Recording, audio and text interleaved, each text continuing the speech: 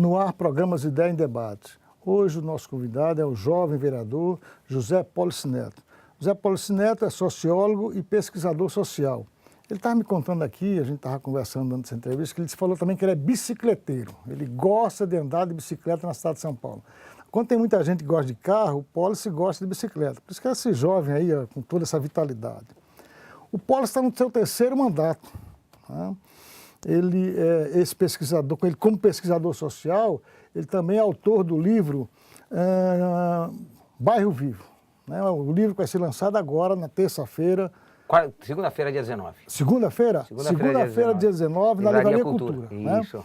É um livro muito interessante, vamos falar um pouco desse livro depois, mas é um livro, quer dizer, fruto de uma pesquisa, não só como vereador, ele usou também, entendeu, o conhecimento dele como vereador, mas muito mais o conhecimento dele como sociólogo, ele foi a fundo em cada bairro da cidade de São Paulo e é muito interessante. Esse livro é dividido por regiões, eu já estava vendo o livro aqui, por regiões, cada região de São Paulo ele dedicou um capítulo todo especial e vai ser muito interessante. Eu já faço um convite antecipado, estou me antecipando ao vereador, para que você compareça no dia 19 na Livraria Cultura, ali na Paulista, né, Polici? Exatamente. O lançamento do livro, vai lá que o vereador vai autografar esse livro para você. Mas, Polici, entre outras coisas, eu gostaria de saber, e o nosso telespectador também, a importância do vereador na cidade de São Paulo. Primeiro, agradecer o convite, é sempre um prazer poder dialogar com vocês e com a sociedade que nos acompanha. O vereador tem a nobre tarefa de legislar para a cidade, na realidade, escrever leis que garantam o desenvolvimento sustentável e justo da cidade. Na realidade, quando você compara a atividade do vereador, deputado estadual, deputado federal, senador, com a atividade do executivo, a gente tem que pensar na escala do tempo. Né?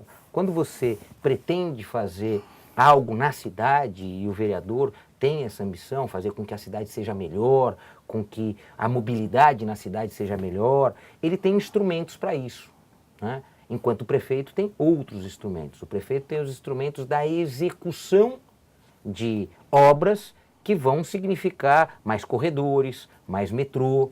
O vereador é o inverso disso. Ele tem que fazer as leis que melhor organizam e melhor orientam esses processos. Portanto, a resposta que o vereador acaba por dar, ela é de médio e longo prazo, porque vai organizando a cidade. Vou dar um exemplo simples. Eu sou autor de uma lei na cidade que estabelece a função social da propriedade urbana. O que é isso? A cidade ainda tem vazios urbanos, em que o retentor especulativo, aquele cara que tem muito dinheiro, que não se interessa muito pela cidade, ele guarda para ele, para encontrar maior valia, áreas ou prédios inteirinhos vazios, ociosos, dotados de toda a infraestrutura. Então tem rua, tem luz, tem água, tem serviço de transporte coletivo, às vezes até metrô muito próximo, e o prédio está lá vazio, ou o terreno está lá vazio.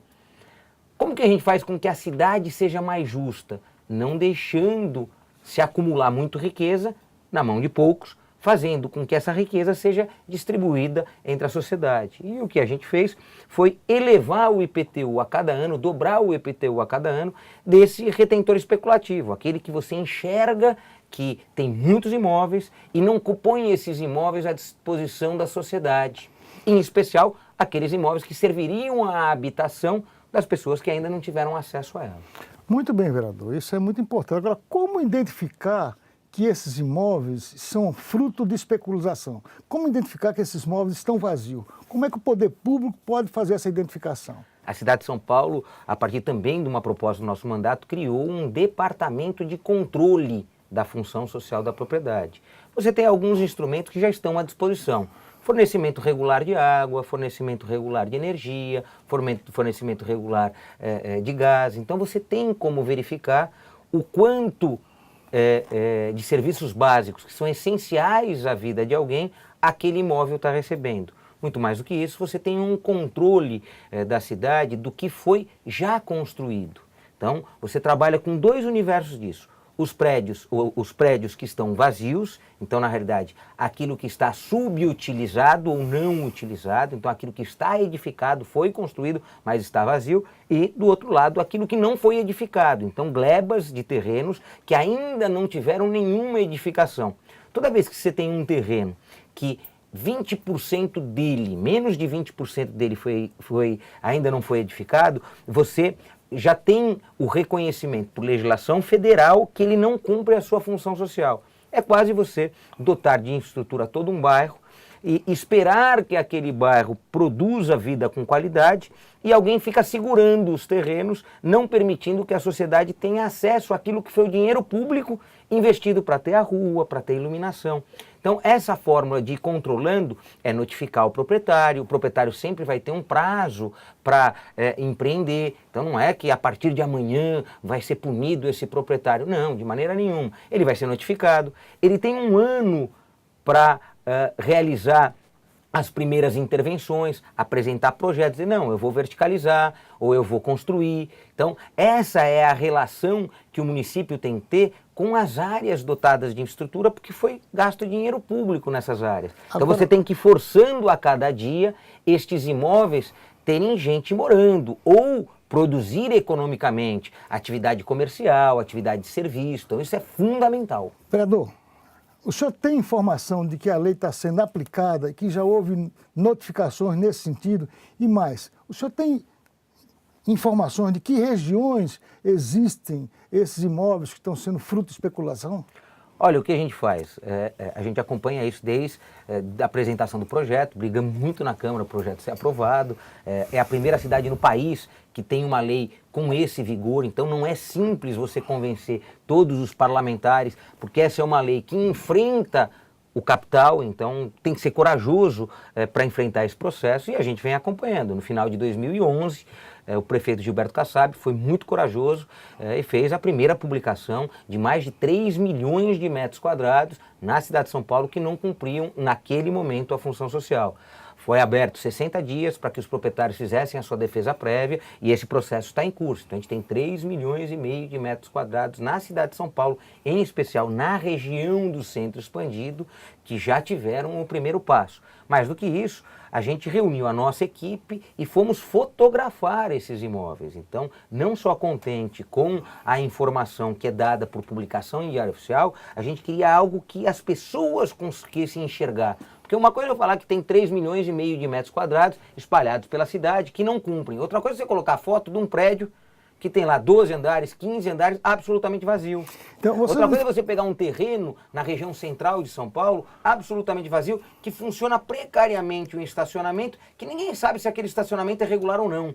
Então, para isso, a gente tem que ser muito objetivo, né? E não ter medo de expor o retentor especulativo, aquele que especula contra a cidade, contra o cidadão que aqui mora. Então, a gente tem que ter coragem para fazer a lei, mas a gente tem que ter responsabilidade. Por isso, pesquisas muito eficientes para apontar, devemos fazer a notificação, temos a informação precisa de há quanto tempo não se gasta 1 metro cúbico de água, há quanto tempo não se gasta 1 quilowatt de energia. Quer dizer, se está há tanto tempo sem utilizar nenhum dos serviços básicos, de fato, aquele imóvel está só consumindo dinheiro público da estrutura que a gente colocou lá. Desses 3 milhões de metros quadrados, aproximadamente, que o senhor detectou, tem aproximadamente de construções, são maioria construções, são maioria terreno vazio. Quando o senhor fala em centro expandido, a gente fala numa área de aproximadamente 10 quilômetros, 15 quilômetros do centro da cidade. Ou seja, a gente vai ali na região de Goianás, Itaquera, por ali, quer dizer, chega até essa região. Isso na Zona Leste. Na Zona Sul... Vamos aqui entender como que é isso. Centro expandido. Esses imóveis estão espalhados pela cidade inteira. Então você tem desde a extrema periferia, porque são as EIs, as Zonas Especiais de Interesse Social, e uma concentração maior de imóveis na Operação Urbana Centro. Então você tem imóveis espalhados na periferia inteira, mas a maior concentração está aqui na região central. Se você me perguntar, mas onde da região central isso tem tamanho? Você tem uma região no Ipiranga, você tem uma região no Sacomã, você tem uma região no Pari. Então, essas regiões em que a atividade econômica de grandes áreas nos últimos 20 anos foi reduzida, ali você vai encontrar muita área sem nenhuma atividade há mais de 5 anos, conforme a lei determina a identificação. Então, já é possível identificar na cidade grandes áreas que devem receber recursos, tanto do Minha Casa Minha Vida, como da Casa Paulistana, como os estímulos que a prefeitura também tem que dar, para quê? Para que se possam, além de construir a habitação de interesse social, parte dela para o mercado popular, que vai até 10 salários mínimos, 12 salários mínimos, uma parte maior para as famílias de 0 a 3 salários mínimos, aquelas que precisam de incentivo público, e também combinar isso com a atividade de serviço e atividade comercial. Então, toda vez que você imagina a reocupação de um espaço que no passado serviu para alguma coisa e agora está absolutamente abandonado, você tem que pensar também na dinâmica que forma a cidade. Quando você está na periferia, você tem que levar a economia para lá. Então você tem que levar comércio, você tem que levar serviço. Quando você já está nas áreas centrais, mais dotadas de serviços e comércio, aí você tem que trabalhar sim com habitação, para trazer a população que está na periferia para estes empreendimentos sociais que serão construídos próximo do emprego que está aqui no centro. E o inverso na periferia. Na periferia, quando você vai fazer isso, você tem que fazer para qualificar a casa do cidadão, que ainda não tem uma casa de qualidade. A gente tem na cidade de São Paulo ainda 3 milhões de pessoas que, segundo os relatos do IBGE, o último censo do IBGE, vivem em subhabitações, habitações subnormais. Então a gente está dizendo que a gente precisa qualificar na periferia o imóvel, melhorar a qualidade do imóvel e levar emprego.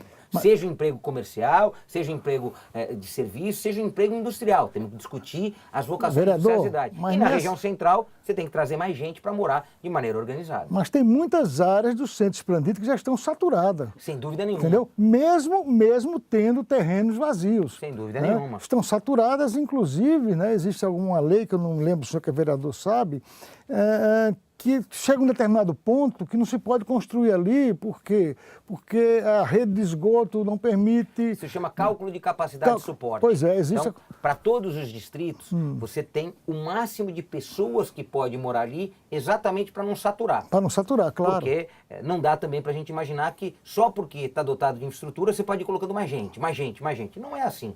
Chega um certo momento que você não consegue fazer chegar água, chega um certo momento que você não consegue escoar o sistema de saneamento básico, então é muito perigoso. Transporte também, que é problema. Transporte é onde dá o maior problema, porque as pessoas vão lá construindo prédio para colocar 6 vagas na garagem, 5 vagas na garagem, 4 vagas na garagem, e quando você vai ver, as pessoas não conseguem mal circular. Então, tem essa obrigação de ter o equilíbrio urbano. Então, o quanto você consegue, de fato, adensar tais regiões. E isso nos 96 distritos da cidade. Então, a cidade é dividida em 96 distritos. Para todas elas, tem o quanto se pode construir. Vereador, vamos fazer um rápido intervalo. Nesse intervalo, nós vamos assistir aí a presidente Dilma, que visitou os sindicatos comerciais de São Paulo essa semana, a convite do presidente dessa entidade, Ricardo Patá. Mas na volta, nós vamos conversar, o senhor falou sobre transporte, sobre mobilidade urbana. Isso é uma coisa muito séria na cidade de São Paulo e nós vamos tocar nesse ponto que eu acho muito interessante. Voltamos já.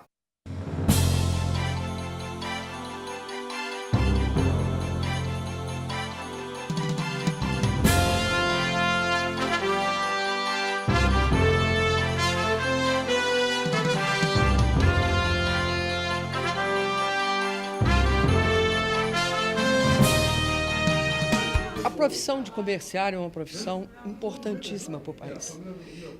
É com os comerciários que os nossos produtos, tudo que o Brasil produz de bens, chega à população.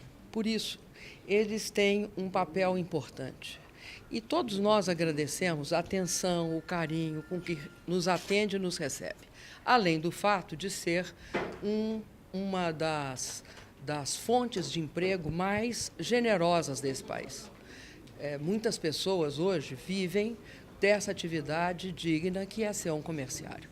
Então, estou muito feliz de estar aqui no sindicato, de estar aqui com vocês e eu tenho certeza de que a regulamentação da profissão vai permitir uma vida mais digna para todos os comerciários e as comerciárias, que são a grande maioria. As mulheres desse país que atendem em todas as lojas, em todos os supermercados, enfim, que são a sustentação do varejo no Brasil.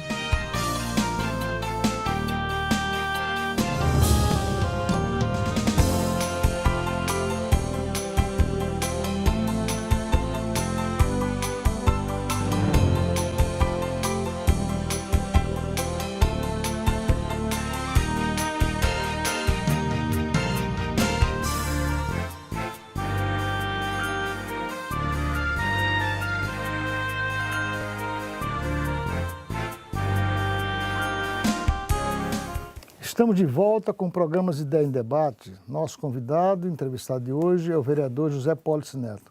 José Pólice Neto vai lançar agora aqui na segunda-feira, dia 19, na Livraria Cultura, aqui em São Paulo, este livro. Ó. São Paulo Nasce nos vivo, bairros. nasce nos bairros. Bairro Vivo. Né? Ela nasce nos bairros, sim, a cidade nasce nos bairros, você nasceu nos bairros, você mora em São Paulo, mas nasceu num bairro de São Paulo. E o livro é fruto dessa pesquisa como sociólogo e também como vereador. O livro fala das 5 regiões de São Paulo, centro, norte, sul, leste e oeste. É muito interessante, vai lá na Livraria Cultura, no dia 19. Esse livro também vai ser vendido nas livrarias, né, Vai ser vendido nas livrarias. Vai ser livre. Se você não puder comparecer no lançamento, vá a uma livraria próxima da sua casa, no centro da cidade, e esse livro está à sua disposição. Um livro muito interessante para quem quer conhecer um pouco mais da cidade de São Paulo e dos bairros da cidade.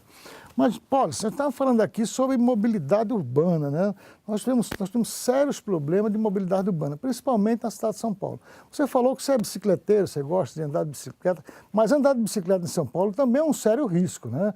As pessoas parecem que não estão acostumadas, os motoristas principalmente, não estão acostumados em ver os ciclistas, apesar de todo o esforço, né, que a gente conhece isso, todo esforço que o município faz, que a prefeitura faz. No final de semana tem aquelas vias, né, destinadas exclusivamente, né, para ciclista, onde tem pessoas orientando ali para que não deixe de ser invadida. Mas no dia a dia, a mobilidade urbana de São Paulo é sério, o problema de transporte público, e utilizar a bicicleta em São Paulo é uma aventura. Como é que você se aventura nessa cidade de bicicleta, vereador? Eu vou contar um pouquinho como nasce isso e essa paixão que eu tenho pela mobilidade na cidade, né? A primeira questão que a gente tem uma dificuldade muito grande de usar mais de um modal. As pessoas ficam um pouco escravas do sistema que lhe transporta. Então, hoje, infelizmente, a cidade de São Paulo é um pouco escrava do carro. As pessoas não conseguem se livrar dele, mesmo quando tem oportunidade. Então, Mas escravo do carro é porque o transporte público talvez não atenda adequadamente. Não, mas eu falo em pequenas coisas. As pessoas têm dificuldade de sair do seu apartamento e andar 4, 5 quarteirões para ir até uma padaria e ao invés de carro ir a pé. A gente perdeu o hábito de andar pela cidade. A gente vai falar, as calçadas não são boas. É verdade, mas é lógico, se muita gente andar, a tendência natural é que as calçadas melhorem. Por que a rua hoje é melhor que a calçada? Porque você tem operação de tapa-buraco na rua e não tem operação de tapa-buraco da calçada. Mas, vereador, é bom dizer assim, as calçadas não são boas, mas é bom que você que está nos assistindo saiba que o problema das calçadas não é um problema da municipalidade. A calçada é do município. É do município. É ele que tem a obrigação de cuidar da sua calçada. De mantê-la. Mas isso é para mostrar o quanto não está na nossa cabeça andar pela cidade, né? Então, e essa questão, ela para mim produziu um ruído há 10 anos atrás. Então, quando eu estava lá ainda, sem completar os meus primeiros 30 anos de vida, já ficava claro que a cidade se afugentava. As pessoas se veem menos, se cumprimentam menos. Então, toda essa questão de se isolando, seja dentro do carro, seja dentro do ônibus. Então, a primeira questão é essa, a gente distribuiu mal a cidade. A gente infelizmente, levou para a periferia a maior parte das pessoas que em São Paulo moram. A gente manteve uma concentração de riqueza e emprego na região central. Estamos obrigando 3 milhões de pessoas da Zona Leste, 2,5 milhões da Zona Sul. Imagina que você transportar 3 Campinas, transportar um Uruguai. Você pega um país inteiro, tira de onde está, desloca 25 quilômetros de manhã e devolve no final do dia. Não faz, é uma deseconomia, porque todo o dinheiro que a gente gasta com transporte não faz a cidade mais rica. Mas para melhorar isso tem que fazer o quê, vereador? Faz a cidade levar emprego para a periferia. Então aí a gente tem... As pessoas trabalharem próximo de onde elas moram. Nós precisamos reconhecer a necessidade de descentralizar riqueza na cidade. A gente tem uma concentração gigantesca de emprego e riqueza nos 8, 9 distritos daqui da região central. Vereador, em que os vereadores, no caso do senhor, podem contribuir para... Benefício fiscal e benefício urbanístico. Você tem que deixar com que o emprego gerado na periferia não tenha custo para o empregador. E você tem que fazer com que a área, o que ele pode construir para encaixar esse emprego lá dentro, seja muito mais barato do que nessas regiões já dotadas do emprego. Para na hora de eu decidir onde eu vou montar a minha empresa, eu ao invés de montar aqui na região central, fica muito mais barato eu montar na periferia. Seja porque eu construo mais no terreno lá, e portanto eu consigo fazer que o metro quadrado do meu negócio seja mais barato, seja porque eu vou ter outras vantagens. Vou dar um exemplo. A gente dá subsídio para o sistema de transporte coletivo, não dá? Sim. E ao dar subsídio, a gente põe mais gente dentro do sistema. Não está na hora de a gente dar subsídio para quem tira o cara do sistema, para fazer ele melhorar? Por que não pegar o subsídio que eu pago para transportar alguém e eu dar para aquele que montar a empresa lá perto da casa desse trabalhador dele que hoje é deslocado tanto O tempo? senhor acha que o Executivo Municipal estaria disposto a fazer isso? Se existisse projeto na Câmara com esse sentido, o Executivo estaria disposto a fazer isso? Nós temos um projeto, estamos discutindo isso, né? Ele trabalha exatamente com esse conceito de você, ao invés de ficar incentivando que as pessoas se desloquem mais, você incentivar que as pessoas se desloquem menos e que você leve qualidade de vida para onde as pessoas já moram hoje. Então vamos imaginar uma região de São Paulo como a cidade de Tiradentes. A cidade de Tiradentes foi feita pelo setor público. Então não dá nem para dizer assim, não, a população foi para lá desordenadamente, tal. Não foi. No começo da década de 80, a cidade de Tiradentes foi feita com dinheiro público. Os prédios foram construídos pela prefeitura, foram construídos pelo Estado. CDHU, Coab, Secretaria Municipal de Habitação, Secretaria de Estado de Habitação. Então não dá para dizer, não, a população resolveu por si só ir morar lá. Não foi nada disso. O poder público foi lá e instalou. Mas isso não instalou também, não deu benefícios para que as empresas se instalassem naquele local. Errou, flagrantemente. Mas agora a gente tem uma vantagem. O Rodoanel está passando por ali. Portanto, para você ter produção, seja industrial, seja comercial, seja de serviço, você já tem rotas de circulação nacional quando o Rodoanel chegar lá. Não faz sentido você continuar oprimindo a população que mora na cidade de Tiradentes para se deslocar para a região central 2 horas, 2 horas e 10, 2 horas e 15. Imagina que uma pessoa perder 4 horas por dia. 4 horas por dia para sair da onde mora para ir para o trabalho. É muito injusto com a população. Vereador, tendo todas essas constatações, por que ainda não se resolveu? Por que ainda esse problema de se discutir essas questões não é questão mais de ser mais prático? Olha, Mauro, cidade de Tiradentes existe a região... Deixa eu te contar qual a maior dificuldade. Praticidade nessa questão. Eu vou te contar a maior dificuldade. O conjunto de benefícios que o município pode dar, ele não é tão apetitoso para quem vai montar o negócio e ele precisa de uma participação do Estado e da União nisso. E todas as vezes que a gente discute benefício para São Paulo, todo mundo quer saber o que vai levar também. Então é muito difícil a gente dizer para o governo do Estado e para o governo federal que São Paulo está sempre disposto a dar a contribuição. E dá. Deposita quase 15% do PIB, representa quase 15% do PIB nacional. Então é uma cidade que tem uma representatividade violenta na capacidade de produção. Mas a desigualdade na cidade de São Paulo é muito grande. E para enfrentar a desigualdade, nessa questão de tributos, você tem que usar os tributos que estão na mão do Estado e você tem que usar os tributos que estão na mão da União. Por quê? No município você cobra o IPTU. Talvez o IPTU seja mais caro e pese um pouquinho mais nas regiões centrais, mas na periferia a maior parte quase que não paga, porque você tem um corte. Os imóveis mais que custam menos, né, que a planta genérica vai lá e define o valor venal com menos de R$95 mil, não se paga. Então uma grande parte da nossa sociedade nem IPTU paga. E você tem o ISS, que é o Imposto sobre Serviço. Então os dois impostos que acabam por compor a nossa tributação, eles não têm tanta importância para esse emprego que vai ser gerado na periferia. Porque se a gente quer emprego de qualidade na periferia, a gente quer uma ação de comércio e de serviço muito qualificado e uma ação industrial que seja compatível do lado da casa das pessoas. O senhor acha, vereador, que poderia ser legalmente, no mesmo município, ter 2 ISS? Por exemplo, quem está instalado lá na cidade de Tiradentes pagaria um ISS de 2%. Em outras regiões, um ISS, por exemplo, de 5%, como é o ISS da cidade de São Paulo? Você tem como produzir benefícios acessórios para aquele que faz o emprego na periferia. Você não tem como... Do imposto, do mesmo imposto... Você não tem como falar que uma atividade econômica aqui e lá tem impostos distintos. Você não consegue. Mas você consegue dar outros benefícios que compensam isso. Por Então, exemplo... Pela geração de emprego. Por você gerar um volume... Isenção de IPTU. Exatamente. Né? Então, estas ações são construir mais do que você pode construir em outras regiões, que é aquela questão do saturamento. Saturamento. Então, se você sabe que está saturando na região central, então vamos construir mais na periferia e qualificar a periferia. Então, aquele que ia montar uma planta de call center, por que as plantas de call center estão concentradas na região central? Não é muito mais fácil você levar uma planta de call center lá para a cidade de Tiradentes e as pessoas saírem a pé das suas casas e ir para aquela planta de call center? Por que você traz os garotos aqui para 7 de setembro? Por que você traz o pessoal aqui para a região central, aqui, vizinho da gente aqui, no Anhangabaú, no entorno do Anhangabaú? Tem ruas aqui que você não consegue transitar quando termina o turno de um dos horários do call center. Porque todos os garotos e garotas descem. E vamos lembrar que esse é o primeiro emprego dessa boa rapaziada. Então tem um fator importante também, que é você não descolar essa juventude da vida do seu bairro. Isso tem uma importância fundamental. Porque se você dá tempo para esses garotos, eles dedicam-se mais ao estudo.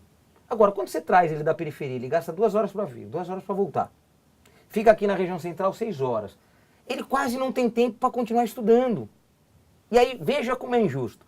Você ofereceu para ele o primeiro emprego que impede o desenvolvimento dele para ele ter empregos melhores. Porque todo mundo sabe que como é o primeiro emprego, é um emprego de baixa remuneração, é um emprego que tem alto turnover, altíssima rotatividade. Na verdade, vereador, é injusto o que você está falando. Quem está sendo injusto com essa garotada é as leis que não são leis que vai, sabe, beneficiar no sentido de fazer com que eles fixem lá na sua região. Mas veja só, o município tem que ter política para isso. Tem que ter política para isso. Então ele tem que dizer o seguinte, ó, esse setor que emprega o primeiro emprego, eu quero o primeiro emprego próximo da casa desse jovem trabalhador. Porque eu quero que ele continue estudando. Eu não quero deslocá-lo grandes distâncias para ele perder a oportunidade de continuar evoluindo. Fundamental. O projeto que o senhor está falando é seu, de sua autoria, que está em discussão na Câmara. Estamos discutindo ele lá. Então é o seguinte, nós vamos aqui abraçar o projeto do vereador José Paulo Cineto. Nosso programa está chegando ao final, nós vamos abraçar o projeto dele e dar um exemplo. Aqui, por exemplo, os sindicatos comerciários, nós estamos gravando esse programa na região central de São Paulo. Mas os sindicatos comerciários já espalhou subsedes em todos os pontos de São Paulo. São Paulo é uma cidade grande, é um grande comércio na região de Santa Amaro. Lá nós temos uma subsede para atender o comerciário. Grandes comércios na área de São Miguel, lá nós temos uma subsede também. Subsede no Tatuapé, subsede no Bom Retiro. Isso para que os comerciários tenham um melhor atendimento ali próximo do local de trabalho. É isso que o município deveria fazer também, né? Deixar que o comércio e a indústria tivesse alguns benefícios para se instalar nas periferias. Nós vamos trazer o vereador Paulo Cineto aqui outras vezes para que ele debata mais essa questão. Infelizmente, vereador, nosso programa chegou ao final, 30 minutos que foram rápidos, mas o senhor é o nosso convidado para um próximo programa. Agradeço a sua presença. Mauro, esses temas são apaixonantes. Para quem gosta da cidade, claro, que não tem como não se entusiasmar com aquilo que a gente ainda pode fazer. A cidade de São Paulo precisa se renovar. E se não passar por um processo de debate, a gente pode errar. E por isso eu estou à disposição para todos. Vamos ver se ela se renova com o seu projeto. Vamos lá. Até o próximo programa.